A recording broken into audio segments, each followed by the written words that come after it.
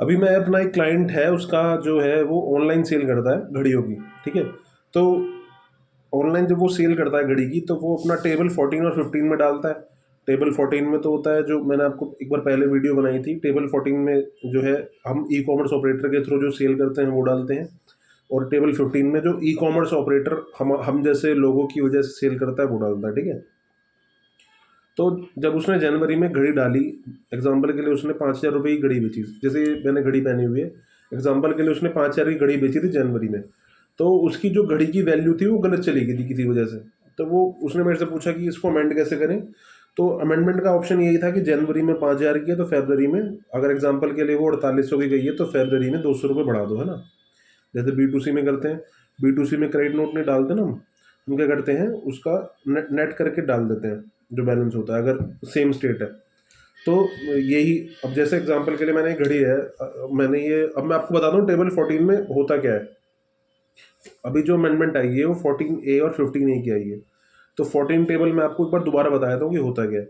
तो जैसे मुझे एक घड़ी बेचनी है फॉर एग्जांपल, तो 5,000 रुपये की मान लो पुरानी घड़ी है, तो मैंने सोचा कि 5,000 की बिक जाएगी, तो मैंने जो है ये लिस्ट कर दी फ्लिपकार्ट पे रिफर्बिश्ड करके। और एक मेरा दोस्त है विवेक, उसने वो डबल स्टोरी से उसने घड़ी खरीद ली, मतलब रहता डबल स्टोरी में, तो उसने वो घड़ी खरीद ली। तो अब जब मैं उसको बिल काटूंगा तो मेरा Mayank Agrawal and company to Vivek, Vivek देख के वो देखेगा तो उसके नाम पे मयंक के नाम से बिल आ जाएगा। तो ये मैं अपने B2C में R1 में रिपोर्ट कर दूंगा कि मैंने भाई ये 5,000 प्लस GST की घड़ी बेची है, ठीक है। तो ये तो मैं डालूंगा टेबल 14, एक तो डालूंगा B2C में R1 में, और डालूंगा टेबल 14 के 52 वाले सेक्शन में। उसमें दो ऑप्शन आते हैं, 52 और 95, ठीक है। 52 होता है जो हम किसी ऑनलाइन पोर्टल के थ्रू सामान बेचते हैं, जैसे अमेजोन है, फ्लिपकार्ट है, अजियो है और मिंत्रा है, ठीक है। तो ये तो होते हैं 52 वाले। एक होते हैं 95 जो कि गवर्नमेंट ने नोटिफाई करे थे ई कॉमर्स ऑपरेटर। ये बेसिकली वो होते हैं जिनके थ्रू माल बेचा नहीं जाता, मतलब कहीं लिस्ट नहीं करा जाता। ट्रांसपोर्ट की सर्विस ज़्यादातर इसमें कवर होती है, जैसे कि जोमेटो, स्विगी, ओला, उबर, ठीक है। एक तरह से सपोर्ट सर्विस। तो इनको 95 को गवर्नमेंट ने नोटिफाई करा था। तो ये दो तरह की जो सेल हैं ये हम टेबल 14 में डालते थे।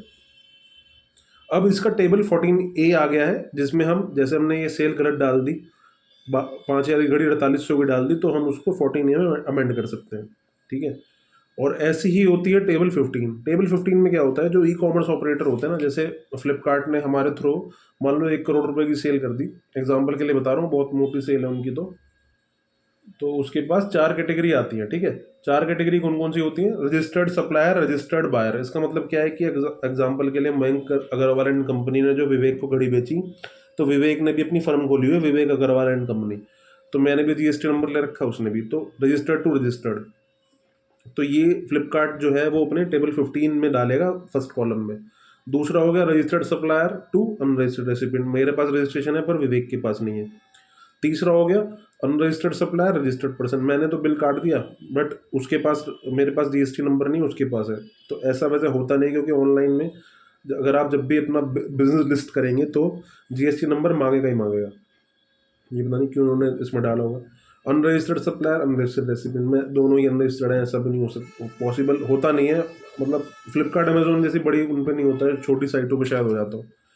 तो ये 15A में भी टेबल आती थी 4। अब इनका अमेंडमेंट भी आ गया, ठीक है। तो 15A में इन्हीं चारों का अमेंडमेंट भी डाल दिया है गवर्नमेंट ने कि आप 15A में अमेंड कर सकते हो। तो ये यही जो है दो टेबल आई हैं। और इसके साथ एक B2B में, जो 2B में हम B2B देखते हैं, वहाँ पे एक अमेंडमेंट का ऑप्शन आएगा इको डॉक्यूमेंट्स करके। उसमें क्या होगा कि जैसे फॉर एग्जांपल मैंने ये अपना जो है ये घड़ी, अभी इसको कुछ खाने का आइटम मान लेते हैं, मैंने खाने का आइटम है, ये मैंने बेचा जोमेटो के थ्रू, है ना।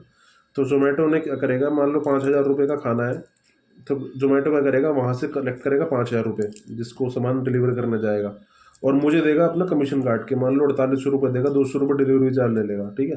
तो 200 रुपये जब वो काट के मुझे देगा तो मुझे बिल भी देगा ना 200 रुपये का विद GST। तो वो बिल मेरे जो है 2B में चढ़ जाएगा।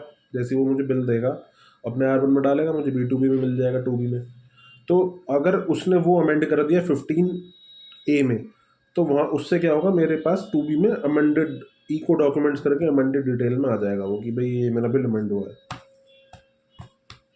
तो ये है जो टेबल 14A और 15A आई है। और अगर वीडियो आपको थोड़ा बहुत भी समझ में आया हो और पसंद आया हो तो चैनल को सब्सक्राइब कर दीजिएगा, वीडियो को भी लाइक कीजिएगा। चैनल सब्सक्राइब करने से क्या होता है कि जो भी मैं वीडियो डालता हूँ कोई, तो आपके पास उसकी नोटिफिकेशन आ जाती है।